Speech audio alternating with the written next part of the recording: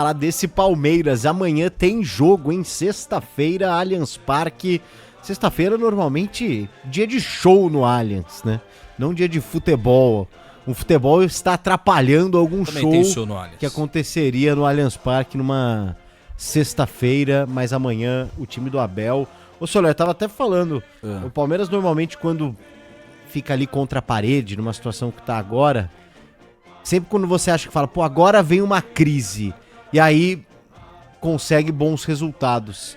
Amanhã seria atípico se o Palmeiras não se recuperasse dos últimos acontecimentos, principalmente uma derrota no clássico pro Corinthians na segunda-feira. O que você imagina desse Verdão em, podemos dizer assim, numa semicrise, Gustavo Soler, ou não?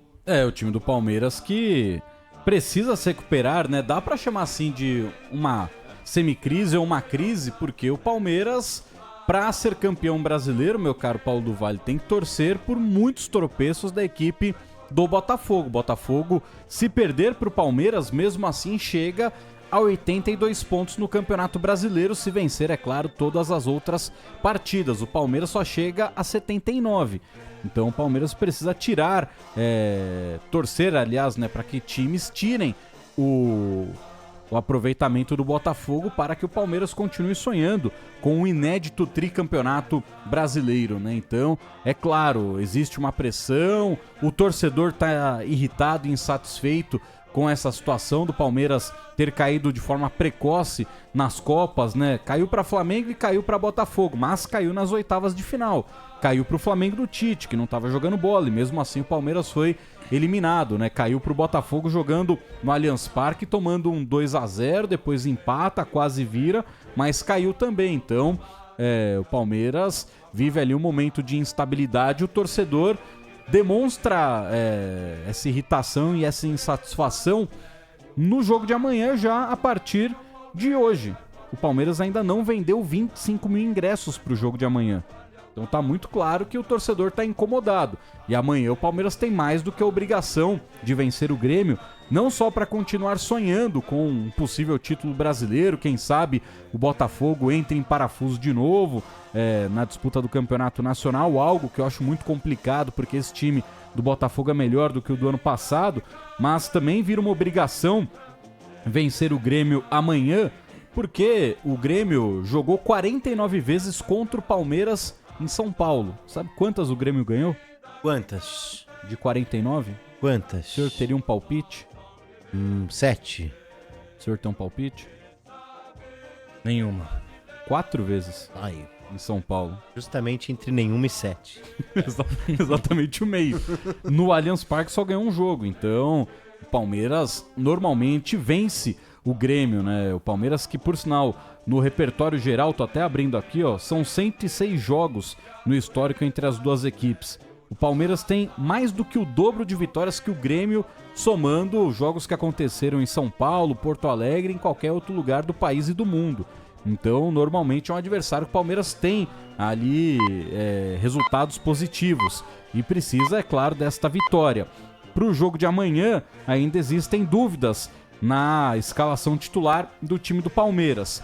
O Murilo, que ficou no banco no derby, ainda disputa a posição com o Vitor Reis, que é um garoto de 18 anos que o Abel Ferreira vê muita projeção, não só o Abel Ferreira, né? É que o Abel está escalando o Vitor Reis nesse momento, mas o Palmeiras vê o Vitor Reis com uma projeção gigantesca, tanto que grandes clubes do futebol internacional já fizeram sondagens pelo Vitor Reis. No primeiro jogo dele como titular, que foi o derby contra o Corinthians, o Vitor Reis ele foi acompanhado de dentro do Allianz Parque pela equipe de scout do Liverpool. Então, é um jogador que é monitorado há muito tempo pelos principais clubes do futebol internacional. E aí no ataque também existe uma possibilidade do Dudu iniciar a partida entre os titulares, algo que não acontece também há um bom tempo, já que o Felipe Anderson não vem rendendo com a camisa do Palmeiras, e um terceiro jogador que disputa esta posição do meio para frente é o Maurício, ex-jogador do próprio Internacional. Então ainda é um Palmeiras com dúvidas na escalação para o jogo de amanhã contra a equipe do Grêmio no Allianz Parque. E ontem falávamos, né, sobre uma entrevista que o meio atacante Evander do Portland, dos Estados Unidos, deu lá no Charla Podcast. Ele afirmou que foi sondado por Palmeiras e Flamengo. O Palmeiras falou que nunca tinha conversado, se interessado, pensado nesse jogador, que nunca tinha ido atrás desse jogador. No entanto, o empresário dele encaminhou para a reportagem que vos fala um documento assinado pelo Anderson Barros. Exatamente questionando, quanto é? Como é que funciona? Aí não, né, Barros? Então tinha o interesse do Palmeiras, sentou pra conversar de fato, né? Se ia fazer proposta, se ia negociar, se ia pra cima, aí já é uma outra história. Mas falaram, não, nunca cogitamos esse cara. E cogitaram sim, porque tem o documento assinadinho lá, né? Quem é esse cara? O Evander queria do Vasco da Gama. Cara, é um jogador interessante. Ah, é? Bom Tá sem jogador. clube hoje? Não, tá no Portland dos Estados Unidos. Nos Estados Unidos. Eu gostei da sua metáfora. Ele tem 13 gols e 19 assistências em 32 jogos. Quando que ele saiu do Vasco? Faz um bom tempo ele saiu do Vasco, acho que em 2021, 2022. Mas é jovem ainda. Ele tem 25 anos. Ele saiu pra jogar no Midland da Dinamarca, porque o Vasco precisava de dinheiro. E agora ele tá no Portland. Dos Estados Unidos. Eu gostei da sua metáfora ontem no X. Que você pode reproduzir pra gente. É quando você vai com seus amigos num restaurante, né? Não, o Palmeiras... Basicamente, o caso Evander se resume a... Quando você tá com uma vontade de comer alguma coisa diferente num restaurante, aí você sai do trabalho, você tá na rua, fala, Paulo do Vale um dia me falou lá da Debreça, né? Bom, Legal. né? Tá aqui na Faria Lima, dá uma passada lá. Você entra, olha o cardápio, na hora que você vai chamar o garçom, o Ramiro te liga e fala, irmão, tô com umas carnes aqui em casa, fazer um churrasco, vou chamar o Paulo do Vale, o Bruno Miliose, chamar o Capriotti, chamar o Capelanes, fazer uma resenha aqui em casa. Só, beleza, vou colar. Você fecha o cardápio, levanta, Tchau. é só, vou pagar o estacionamento, né? Mas como o estacionamento tem convênio com o restaurante, você vai lá e carimba pra você não pagar. Mas tá lá aprovado que você foi, né? Certo. É mais ou menos isso que o Palmeiras fez, pagou o né? estacionamento, no caso. Não, o Palmeiras só carimbou o voucher, né? Não gastou um centavo. Mas teve interesse em conhecer o restaurante, né? Então, é isso que aconteceu. Bom, espero que seja um sinal de que o Verdão esteja talvez atrás de não reformular o elenco, né? Mas de talvez... E aí agora surgiu a grande questão, né? Não fecharam com o Evander e trouxeram o Lázaro? O Lázaro foi um erro, né? Não virou, né? Não deu, né? Não deu. Já Não dá deu, pra né? cravar? Já porque né? o contrato dele acaba daqui um mês. Ô, Soler, e o Rômulo, cara? O Rômulo Tá lá, saiu coitado. bem do Novo Horizontino e tal. Acho que ele fez alguns jogos no Palmeiras. Mas o Abel não aproveita ele? O que acontece, cara? O Rômulo, ele foi contratado muito pensando no que seria em 2025. Então esse seria um ano de adaptação dele, de crescimento físico e tudo mais. Só que, cara, o próprio jogador não consegue se escalar. Porque quem tá acompanhando ele no dia a dia entende que, ele tem muito potencial, que ele é bom jogador, mas tá faltando ainda, tá faltando a disputa, tá faltando ele conseguir disputar em nível de Série A do Campeonato Brasileiro. Então, ele continua lá treinando. Ele tem quantos anos? O Rômulo ele tem 23. E é a primeira vez na vida dele que ele joga num time de Série A. Ele jogou 4ª divisão de São Paulo, Série A2 e Série B. Ele nunca jogou no mais alto nível do futebol do país. Sim.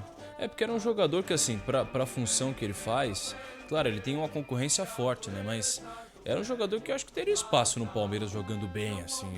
Você ainda não encontrou ali um jogador pra atuar do lado esquerdo. Sim. Ele é o meia esquerda, então você poderia dar mais minutos. Só que, nesse momento, o próprio jogador também não tá se escalando no treino, né? Se estivesse comendo a bola no treino, ia estar sendo utilizado. Mas não é o que acontece, é muito né? louco, cara. Porque assim, você pega ele jogou no Novo Horizontino, apesar de não ter jogado, como você falou, em alto nível num time de Série A e tudo mais, ele jogou no Novo Horizontino contra clubes de Série A, né? No Campeonato Paulista, e sempre foi muito bem. Eu lembro dele no jogo contra o Corinthians, a gente tava lá pela Rádio Bandeirantes, ele foi um dos melhores do jogo, ele e o Gênio. Aí eu te trago outro ponto. É o mesmo Corinthians do Paulista de agora? Não, mas ele foi Então. bem até, acho que contra o Santos, se eu não me engano. Contra o Santos jogou ele foi bem também. Que também não é um time de Série A. Sim. Mas é aquilo, né? O Santos também não é um time de Série A, mas também venceu o Corinthians, né? Exato, porque é isso, né? O começo da temporada, né? É um recorte diferente, né? Do que acontece no estadual e o que acontece na sequência do ano, né?